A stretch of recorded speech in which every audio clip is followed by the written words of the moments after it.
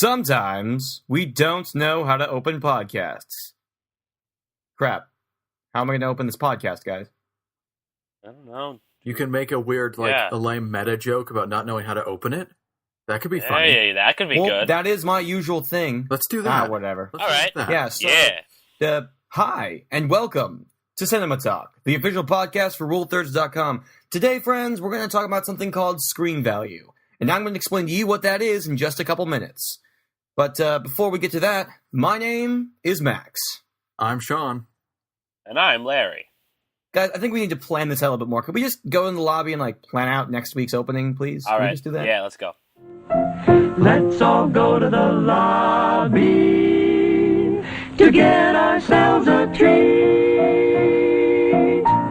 Okay. I'm a bit confused here. Do you want the ninjas to come before the fireworks or after the circus animals? I'm still not convinced we need the ninjas. Thematically, it just kind of ruins what we're going for. I don't know why. No. Don't listen. No.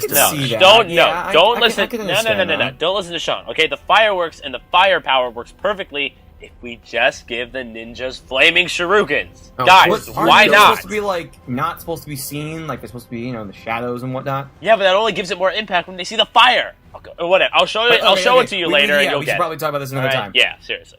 Ladies and gentlemen, welcome to CinemaTalk, the official podcast for RuleThirds.com. I believe this is our 15th installment. Ooh. 14. 15th? 14. Yeah. 15 episodes of... 14th. 14. 14? 14. 14 episodes of us. Yeah. Wow, it's a lot. It's even more underwhelming than I thought when I said it out loud. So, guys, how are you? My friends, how are you doing today? I'm doing good. Yeah, all right. Pretty good. Wonderful. We're in the midst of May, about to exit into my favorite month, June. So I'm looking forward to that. But see, guys, I'm really happy because we're actually we're in a great time in Rule Thirds history. We are in what I'm going to just name right now, the 10 out of 10 days of content, where we go through 10 pieces of content over the course of 10 days, as you could probably tell from the. And it begins with a milestone with the Godzilla review, which went up on Saturday. A brand new format that we're going to start using, a little bit more free flow, a little bit more able to get our initial reactions. And it's live. And it feels a little bit more like CinemaTalk, and I like that. Yeah. Yep. Because I like CinemaTalk. Mm-mm. I hope you like CinemaTalk because you're listening to it, and if you didn't like it, anyway.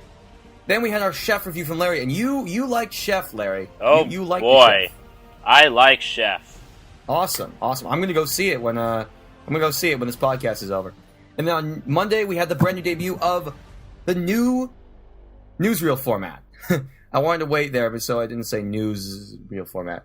But the brand new newsreel format, which I wanted to write, in which I wrote a story that I never wanted to ever write because I never wanted it to happen. Whatever. And then yesterday we had the debut of my brand new series, Thought Process. Yay! I'm so good. I just elbowed myself on the desk.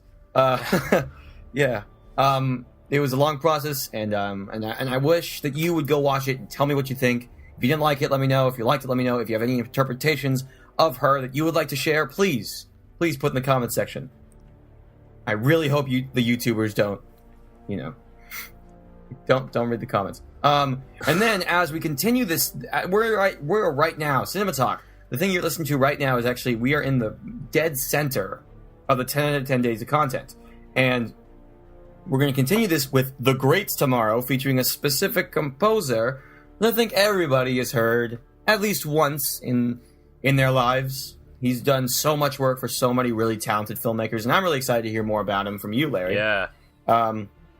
Preview is going up on Friday, which I'm looking forward to. Sean, can you give us a hint as to what this preview will be about? Well, personally, I would say that I'm hooked on a feeling that I've visited this movie's trailers before. Real subtle, Sean. This is beautiful subtlety right there. You're welcome. Oh. Double Yeah. headshot. Just dropped 2. Boom. Mm-hmm. I'm looking forward to that, considering it's kind of the first sequel to preview. Yeah, that's actually to a preview episode. I'm excited to do the next trailer in a series. It's the first time in the show, so Nice. Yeah. next weekend we're actually going to be, for the first time, we're doing a back-to-back, in terms of weeks at least, video reviews with X-Men Days of Future Past video review going up this coming Saturday, which I'm looking forward to because I totally have seen the movie at this time of recording, and I totally have an opinion about it. And then on Sunday, and now I'm looking forward to Sunday because we have got a written review of Maleficent from Sean. I'm so scared. And yeah, if you've been with the show for a while, you know that Sean is really looking forward to Maleficent. But just like me with Walter Mitty, it's one of those movies you're not quite sure about. Yep, take it easy about the things that at the time of recording I haven't seen it. Actually, at the time of you listening to this, I would not have seen it. So, listening to this podcast, go and send me a tweet saying, it'll be okay. It'll be okay. Send them your power. Mm-hmm. Sometimes that's just what we need. Yes. Hopefully the movie doesn't suck. Yeah. And then on Monday, we have a very special video going up. It's not the installment of a new series like Thought Process, but it certainly is a new video unlike anything Rule Thirds has ever seen before. And it's going to be the thing that ends the 10 out of 10 days of content. So I'm looking forward to that. I would tell you what it is, but I really want to be vague and not. So I'm not going to tell you. And you just got to find out. I'm about to announce what it is on Twitter. Sunday. You're going to have to go back and look at Sean's tweet history from today, obviously. Actually, I'm going to send it out from the Rule Thirds. So. Oh, okay. Just keep your eyes on the Rule Thirds Twitter account and follow us if you haven't already. But yeah, guys, today I want to talk about something that I've been hearing a lot. So we began the 10 out of 10 days of content with the Godzilla review. And people have been talking about Godzilla a lot lately because, this new movie, it's been making a lot of money and whatnot. And one of the big problems that people have with the movie is that Godzilla doesn't show up until a good hour and a half into the movie. And that's, of course, an issue. An issue that is, and I find, to be totally valid. However, it does bring up an issue that I've seen with a lot of nerd culture movies, and I think it's worth mentioning that sometimes I think that we can get a little bit too ahead of ourselves when it comes to watching our favorite nerdy characters on screen. I of course, am introducing this thing I call screen value. I don't think it's a new term. I just think I've just never heard it discussed, and I just want to give it a name.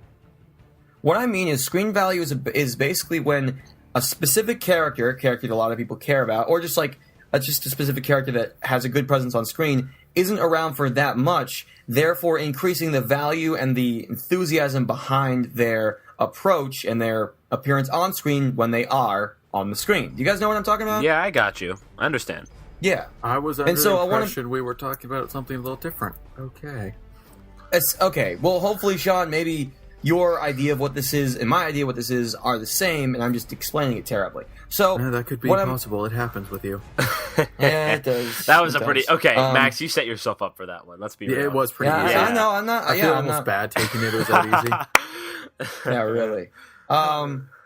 So, let's see. Godzilla is a very famous monster, and it's absolutely true that for the... He is the king of the monsters. In fact, even the movie knows that. And even though the movie does have him, and if you ask me at least, has him in awesome form, there doesn't seem to be that much of him. And people think, where is he? Why does it take so long for all the human story, which is so interesting. Super interesting, guys. So interesting. I was to set on up the edge of my seat the whole time. Leaning forward, falling asleep. Especially... oh, yeah, I'm not even going to follow that. That was great. Very nice. Really. Thank you. Very nice. Yeah. Point is, human story not interesting. Godzilla, awesome. Yeah. And as I was watching Godzilla, I noticed that perhaps I was so enthusiastic about seeing him because I didn't see him that often, which is exactly what I mean by screen value. Now, I think a better way to bring this in is to talk about another character who's been under scrutiny about this since literally the first movie that he was in about 6 years ago. And I am, of course, talking about that wonderful, wonderful superhero, Iron Man. Have you guys noticed that a lot of the time when it comes to criticism of Iron Man 1 at least, people are like, the Iron Man's barely in it. Have you guys heard of this? And I don't get that. Yeah, like, me honestly, neither. Yeah. Iron Man's cool. Like, the suit flying around, you got the missiles and the lasers and Jarvis being all futuristic. And by the way, I want that. I want an AI over my eyes like 24/7. Hell yeah. And some classy British guy talking to me. That'd be awesome. Yeah. But really, Tony Stark is infinitely more interesting and more fun than Iron Man is. So just Tony walking around being Robert Downey Jr., I mean, let's be honest, it's Robert Downey Jr. that's fine with me. I don't get why people are complaining that he's not in the suit as much as they'd like. The suit isn't that interesting. The person is. It's true. Okay, yes. However, the thing is, I think that everybody says it's called Iron Man, and Iron Man isn't even in the movie for that long. And I understand where that argument's coming from. However, because Iron Man isn't in it for that much, his scenes are designed to be so iconic that I honestly remember every single one of them. True. When he walks out of the cave, when he's flying in between those jets, when he's going to that village, or when he's fighting Ironmonger, or when he's flying through the sky and freezes up in the atmosphere. That kind of stuff, those scenes are so well designed that it honestly it excuses all the stuff that's going on outside of Iron Man. And even with that said, Sean, what you're saying is true. Tony Stark is an incredibly entertaining character. That's what I was and because of that, it can make the entire, it makes the process of sort of subconsciously waiting for Iron Man to show up to be a lot more fun, which I believe the Godzilla movie didn't have much of, which is why so many people pointed it out. I don't know. What do you think, Larry? Well, okay. Let's work off of both movies here. Let's start with Iron Man. So I think one scene you forgot to mention about Iron Man, specifically in 3, where we might see the least legit Tony Stark is Iron Man. The final action scene in Iron Man 3 is still to this day one of my favorite Marvel fighting scenes ever. Mm-hmm. Oh, of course. It's not Truly just you can't call it the Iron Man. It's the Iron Men. That. It's Iron Brigade or something. It actually has a name. Oh, really? Okay, it does in the comics. I think it's Brigade. That's probably wrong. That big guy. By the way, fun fact for anybody who's not familiar with comics: that big guy who busts through the thing that you saw in all the trailers for Iron Man 3, I believe that is called the Hulkbuster. That is a prototype of the Hulkbuster, because Age of Ultron is having a full, real Hulkbuster. Which is awesome. I'm really looking forward to that. That is going to be Maybe they'll bring out all of the Iron Man for Age of Ultron. I just realized another one of our podcasts devolved into us geeking out about the MCU. We're going back to analyzation. Back to analyzation. Yes. We got to be super smart. Smart talk. Yeah. Back to the smart talk. So, the great thing about the Iron Man movies, especially with Robert Downey Jr., is that they're more than just a superhero movie. They're a character study. Yes, especially Iron Man 3. Yeah, especially Iron Man 3.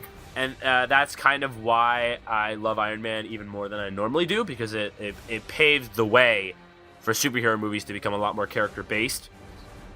But see, that's the reason why Iron Man works so well without Iron Man. Now, I have a quick question. What about Thor? The original Thor movie, he doesn't have powers, at all. That's a good point. Well, Thor's in the movie all the time, but he's not Thor, the God of Thunder. Yeah, he's just Thor, the whiny brat human guy. The reason people liked that movie was I think Chris Hemsworth was a very likable guy in that movie. So people didn't mind. He has a lot of charisma. Yeah, people didn't mind him not having his powers. And with that being said, the bridge, the Frost Bridge scene during Thor is pretty epic. And while we're divulging into just Marvel movies in general, one of the things I think really helped out the Avengers, just to tie this up, is that there was only one single battle between superheroes. Yeah. The Avengers a lot of the time is about how these guys don't really like each other that much, and they just kind of only work together because it's for the greater good. And honestly, for the most part, if it was a bad movie, it probably would have had a lot of these scenes in which they're just fighting physically. But there's one scene in the Avengers between Thor and Iron Man, the two characters we've been just talking about, and that's what makes it so valuable. That's what makes it so memorable. And partially because Captain it's the America. only one of its kind, and it's one of the best scenes in the movie. Same with the Battle of New York, how it's literally just it's the one big battle in the movie, and it makes sense, and it works, and it fits perfectly, and it's the one scene that everybody talks about. The Battle of New York has become a fictional event that people talk about sometimes. Yeah, comparing that to Transformers, where there's tons of these giant confrontations between robots, they don't stick out as much. Exactly. Mm-hmm. Overall, it just kind of blends. It's not, there's not a sense of teamwork, which is what I think a lot of action movies sort of need to go for when it comes to variety and pace of its action. Right. So with the Avengers, just with Marvel movies in general, those guys definitely seem to know how to they understand the quote unquote screen value. Although I'm sure there's an actual term for it. And I like to think that Marvel movies, the reason why they're really great is because the characters are still interesting without their suits on. That's why they work. Now, when you look at a movie like Godzilla, where the main character that people want to see can't really be a substantial character. I mean, it can. It'll take a little bit more work to make Godzilla like an interesting character study. Right. But the reason, in my opinion, now I mentioned this in the review just for a second. A lot of people are, talking about, oh, Godzilla's not in the movie enough. I don't feel as strongly. There definitely is a big misbalance there. But the reason I don't feel as strongly about it is because I feel Godzilla was built up very well. In the monster's design, we were waiting for the monsters to wreak havoc, and so many moments in the movie just cut to the aftermath and a snap, which is really disappointing.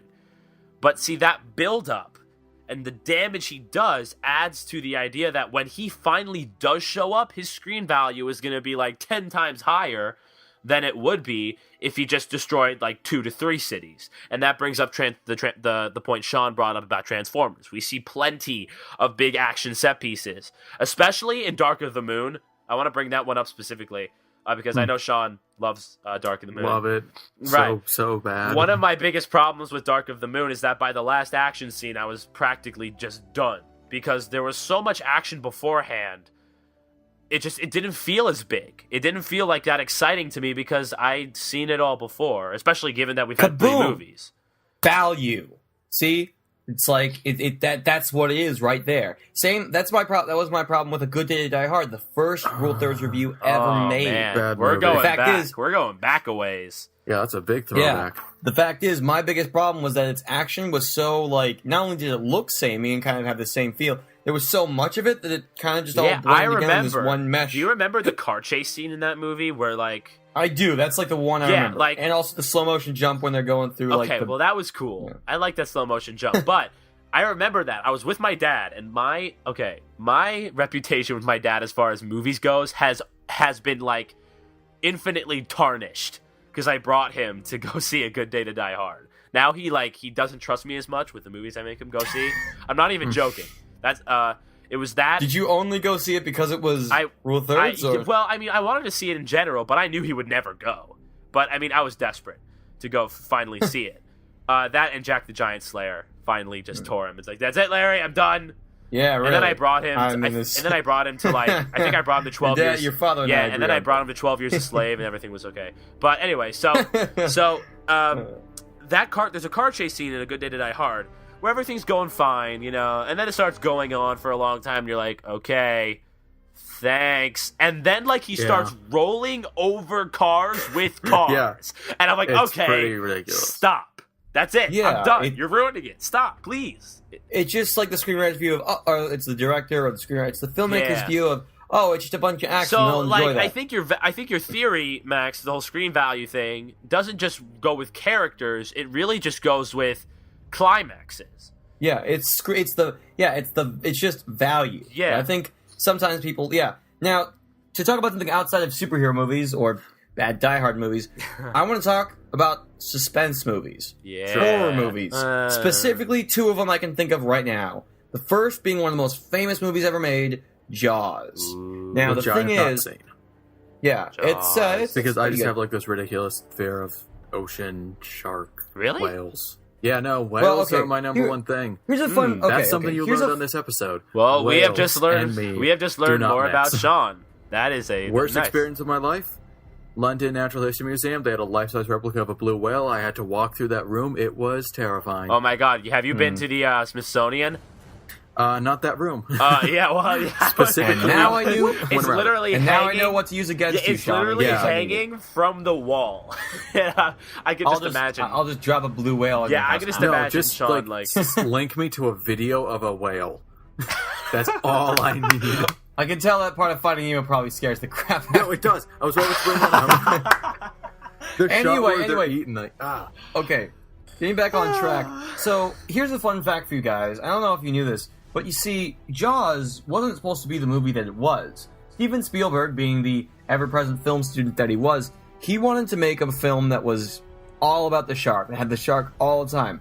Unfortunately, and by some stroke of luck, divine something, I have no idea, but the shark wasn't working. It was like it was always malfunctioning and whatnot.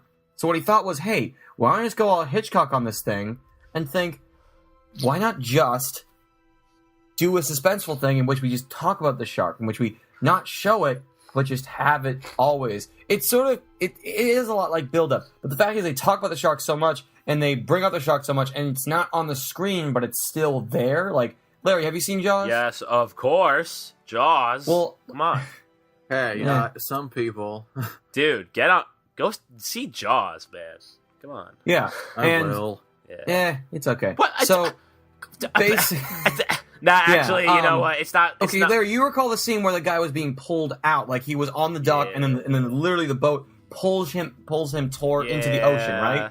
And like he almost gets eaten. Yeah. It's that kind of stuff that actually like makes all the difference. It was like, Right. oh god, what does he look like? And then when he was on screen, it was like, holy shit, Yeah, it's the seriously. shark. I mean, Jaws. It was- yeah. I mean, when I'm thinking about Jaws, like the characters really aren't that interesting to me. It's similar to Godzilla. The only character I really want to see too often is freaking Jaws. Well, yeah, because they're both monster movies, and monster movies Yeah. seem to kind of follow Yeah, that. I guess. pattern. Well, You're only monster interested in- movie. I guess monster movies kind of become a term because Oh, yeah, really, but Jaws is definitely. oh yeah, it's always it's listed a with monster the movie. monster But movies. Jaws isn't really like a monster. He's an animal. Yes, he but is. He's just. All sharks are. Oh my There you go. God, Sean.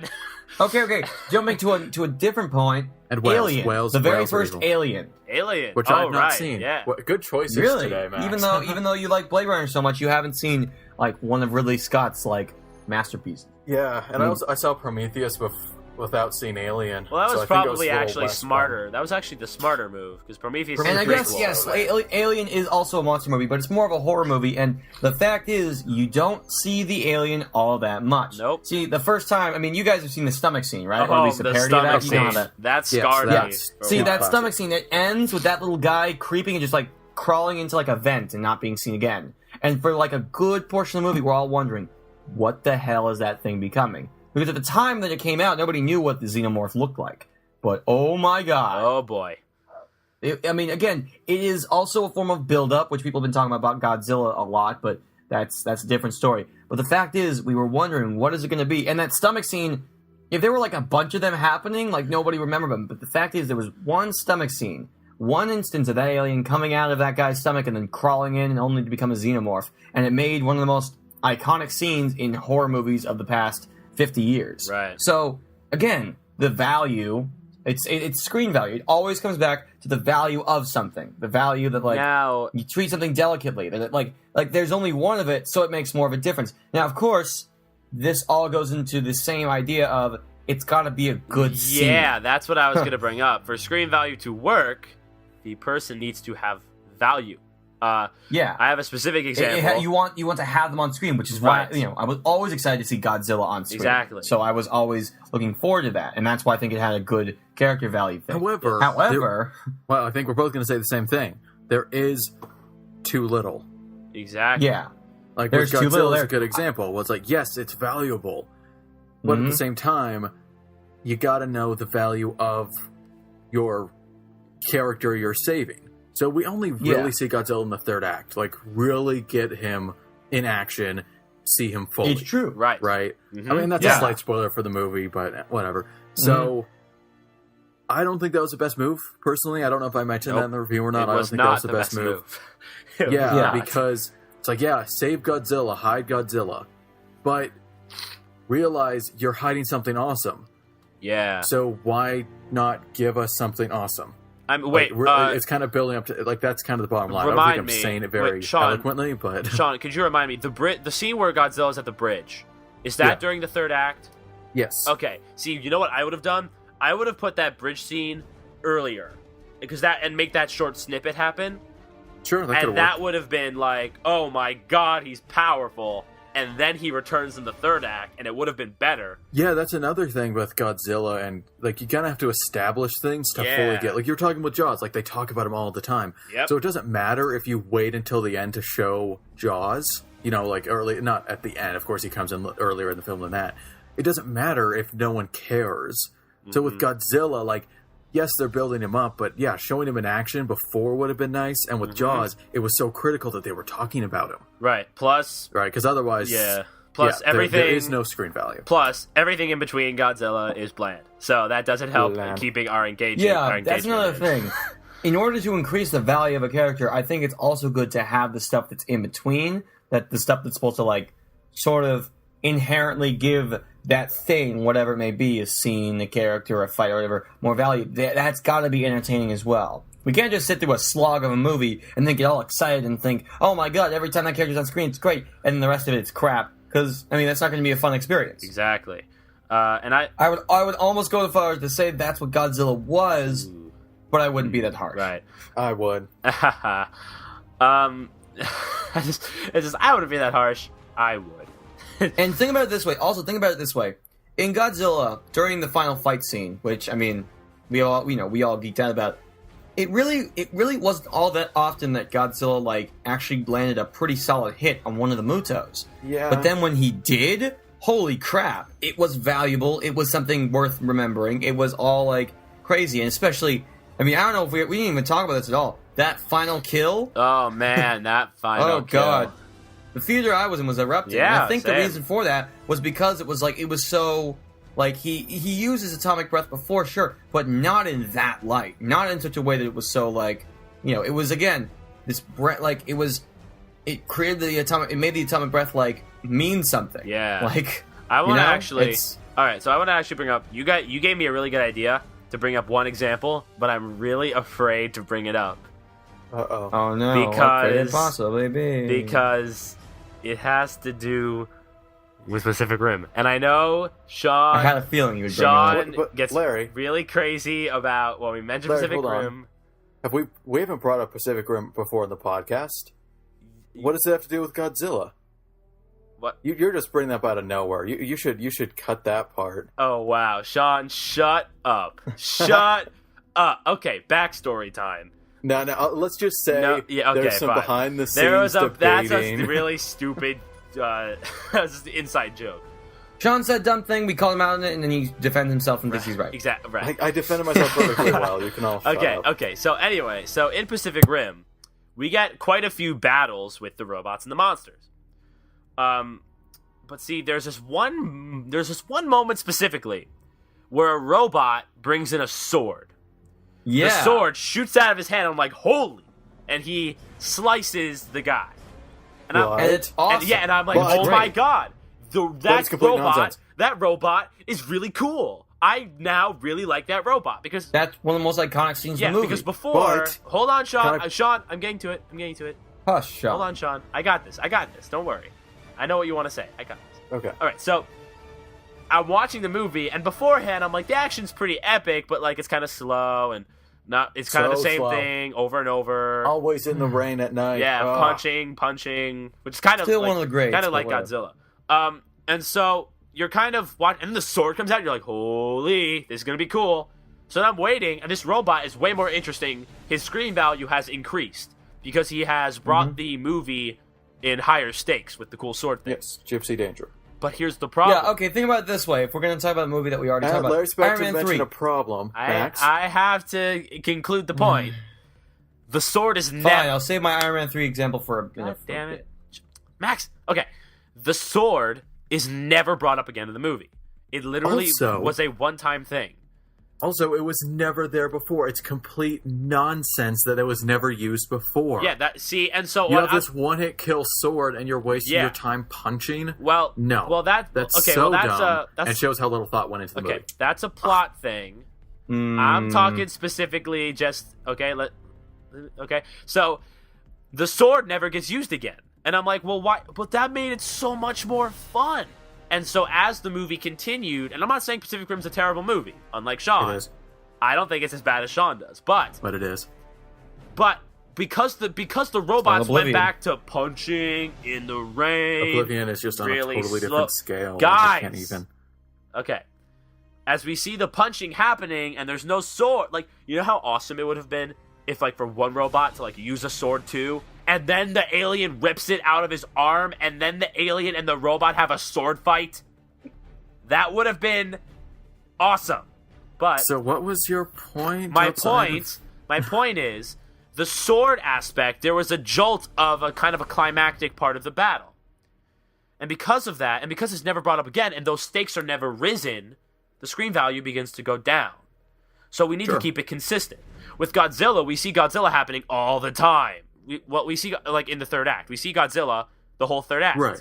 And the atomic breath comes up and it stays. And the atomic breath, the first time, the fire breath, as some people like to say. It's atomic though. Okay, fine. It sounds so much cooler. That does sound a lot cooler. It happens once, right? And we it happens. I'm just it's progression. Oh, sorry. It starts once, and you're like, oh, that's really cool. And then it happens again, and it keeps you engaged. And, like, you know what I mean? Like, the screen value raises because a jolt happens. Your engagement is back. And that can even apply to characters. Like, it's not just moves, it's just a character appearing. Like, he comes up and he's like, oh, very interesting. Then they pop up later. Mm-hmm. Like, it's important to keep it in our mind. Exactly. I think that could also apply to specific traits of the character. We only hear Godzilla roar twice. And each time he did it, those 2 times was, like, really powerful and really stood out to me. If he did it, like, every time, like, if you hear, like in the older Godzilla movies, he would sometimes kind of, like, roar, like, this short little version, like this tiny little version as he walked around. And it made sense because he's, a giant, like, reptile. But here, he only did it twice, and it made all the difference that it was only twice instead of him, like, kind of abbreviating it every now and then. He didn't talk, but when he did, it meant something. Now, with that in mind, going over to another movie in a completely different realm, I want to talk about Don John for a second. Ooh, yeah. John, did you watch Don John? Nope. Great. Me and Max can geek out. Yeah, Max, you're on fire today picking movies I haven't seen. Yeah, this happened before. This happened before in a previous episode you hosted. Max, is this, like, intentional? Is this, like, a conspiracy going on? I don't know, maybe you should like Pacific Rim a little bit more and then we can talk. Max, don't tell him. He's catching on. Oh, please. He'll never understand. He'll never understand. Wait a minute. Rule of thirds? That sounds very Illuminati-like, doesn't it? Oh, does it? No, look, if you know those... 3 sides of a triangle ruling the world? Oh my god. No, those... Okay, so we just confirmed. With a third of an iron fist... No, wait, this is getting... you know those pictures... Yeah, you know those... Sean, you have... God dang it, Sean, you've turned this into a train wreck. No, do you know those pictures... You know those pictures where they zoom into the dollar bill and then you randomly see a picture... Like those 4-panel things. So eventually you zoom into the dollar bill and you see the rule thirds box. Yep, like, we're there. We're there. Look closely enough and you'll find us. We've always been there. So, Don John, there's a specific character in Don John. I don't remember what her name is, but she's played by Brie Larson. You remember this character, Larry, right? She had one line. She had one line, and that line made all the difference. You see, Sean... Don John is a lot about caricatures becoming human. Like, slowly as the film goes on, it kind of becomes a bunch of, like, cartoon characters, sort of, like, in a less exaggerated sense, kind of becoming fully fledged people. And one of the characters in this is actually Don John's sister, played by the incredible Brie Larson. She is always texting. Anytime. She's always on her phone, never says a word, at dinner, at church, at all these things. And she's got the same bland expression on her face. So... a specific conflict happens. I won't spoil it for you, Sean. I won't spoil Don John for you, Sean. Because it's a really good movie, and I think it's got a great it's got a great little story. But when she said and as it happens, people are having an argument. She speaks up. Everybody stops. She says the one sentence she has, and I believe that's actually the last time we see her on screen, and it makes a difference. Not only is the line important. Not only does it summarize a lot of the stuff that came in, but it comes from her, and it makes a difference because she said it. Because this character does not talk a single bit at all, speaks once, and it makes an impact. It's valuable. Yeah, you know I what love that idea. That sounds really interesting. I want to check out the movie. It's on Netflix now. Yeah, so go watch it. Yeah, go watch Don John if you haven't. It's a really good movie. Can I launch off the one-line point? Yeah, sure, go for it. If we want to talk memorable one-lines, Wolverine, X-Men First Class. Oh, yeah. Let's not spoil it. Yeah. Let's not spoil it. In the reign of the X-Men thing that's been going on. I remember that. And that was really funny in the movie, and it's the only time we see him say that specific line that I don't really want to spoil because... That's the only time we even see Logan. Wolverine is not in that movie. It's just a cameo. Actually they quoted again in... Yes, they do. They bring it up in Days of Future Past. That's cool. Oh, I mean, I totally know what you guys are talking about. Oh, that scene is great.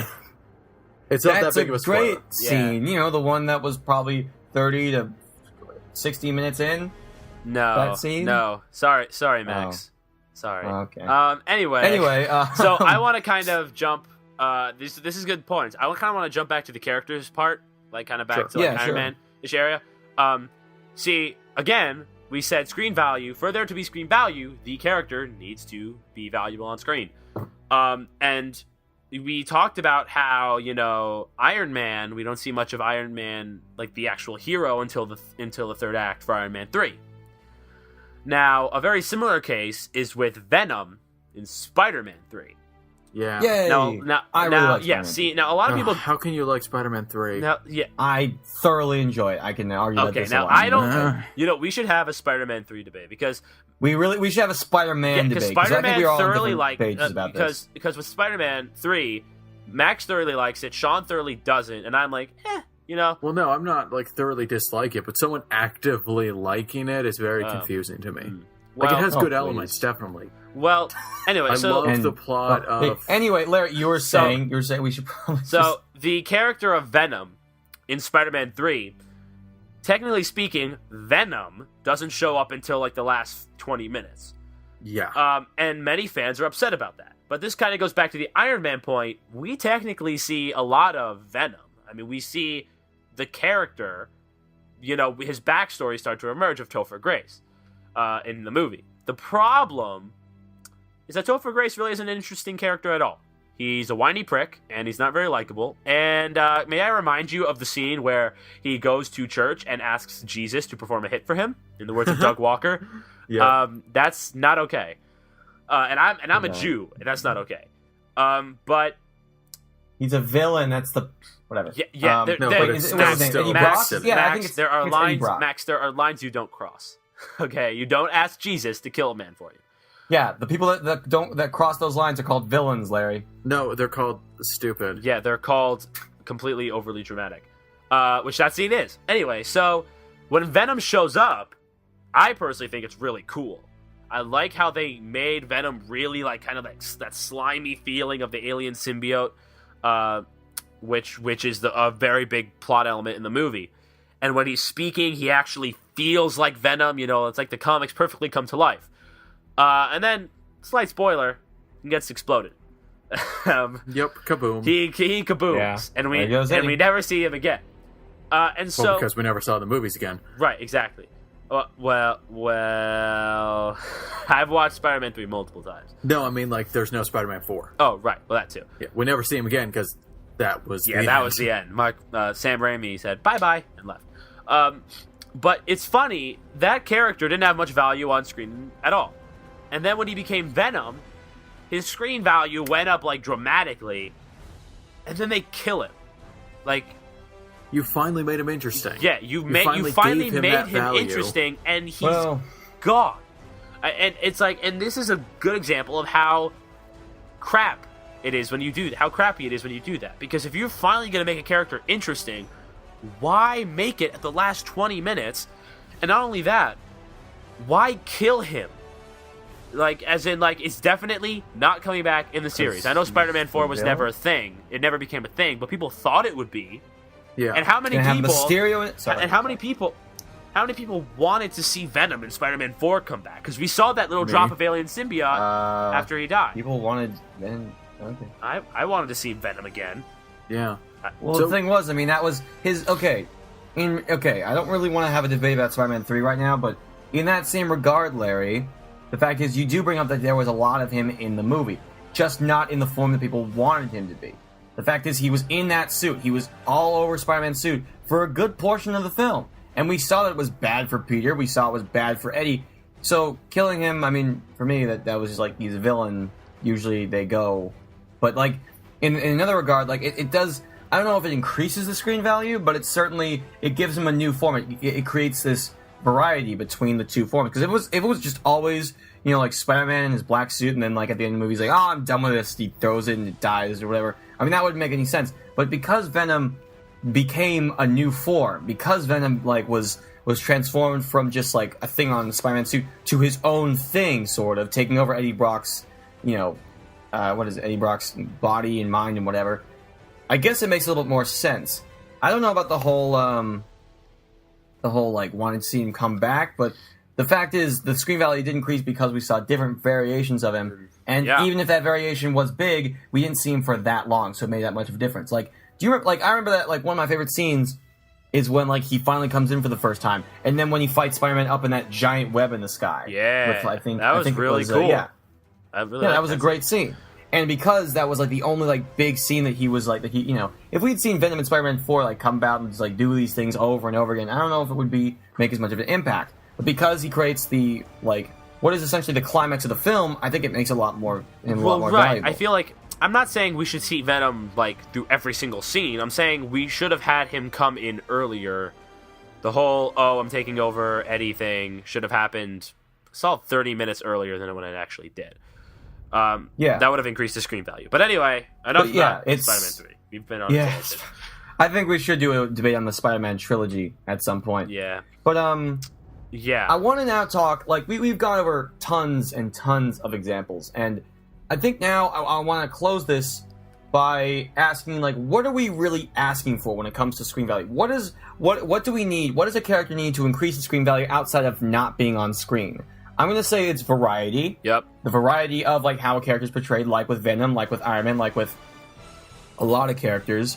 I think it comes from an understanding of what comes from variety, and I guess from individual. I guess that sort of is it. Like, well, what do you guys think? I'm trying to like. I always keep coming back to variety, having different ways to look at characters, different the fight scene in the Avengers, not being about fighting aliens and about superheroes fighting superheroes and whatnot. Like, variety is a big part of this. Yeah, but there must be other parts. I think a big part of it is like how many ideas you have. So, like the Godzilla example, I mean, it's a good movie to talk about. It's new.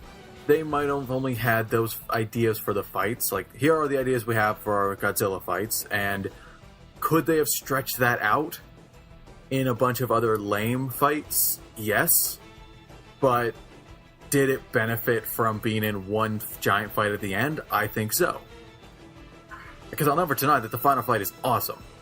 I just think we wanted more before. So, screen value, if you have a lot of ideas, it's fine to be there a lot. Like, I think it's undeniable. The Dark Knight, Heath Ledger has a lot of screen value, even though he's there a lot. That's because he's engaging. Exactly, because they have ideas for it. Sometimes they're just good characters, and that's what increases the value. Plus, he adds variety in the idea that he adds a counterbalance to Batman. Also, I feel like he is the perfect character to have variety in what he does because he is completely insane. Yeah, pretty much. Like, he does so many different things because he'll do anything. Right. One moment... So that goes back to what Max was saying, variety.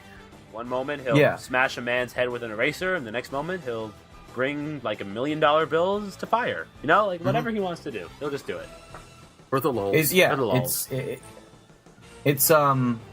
really is, like, one of those, like, and... I do want to point out we can't really make screen value like numerical. Like, we can't say, it increases their screen value by 50% or anything like that. Ooh, like, that'd be a fun little like card game, though. Yeah, but it would be sort of like what screenwriters like Vinny Brzezinski do, trying to quantify quality. So I think it would be So what we're really just trying to say is, like, what does it mean to have a character that you can remember? Like, what will stick with you when you leave the theater? What will it mean when you're driving home or you're walking home or whatever, and you think about the movie? I think what the filmmakers try to do with this screen value, whatever it may actually be called, is have characters, have scenarios, have just things happen that are delicate, that are restrained, that don't try to like give you too much of what you want, but still like keep it in your mind. It's like having a single delicious little chocolate. Like, literally, it's just again one. With those food analogies. I know, but I think it's really good because it does. I think they have merit because they do come down to enjoyment factors, especially subjective enjoyment factors between people. And with one chocolate, it's one chocolate.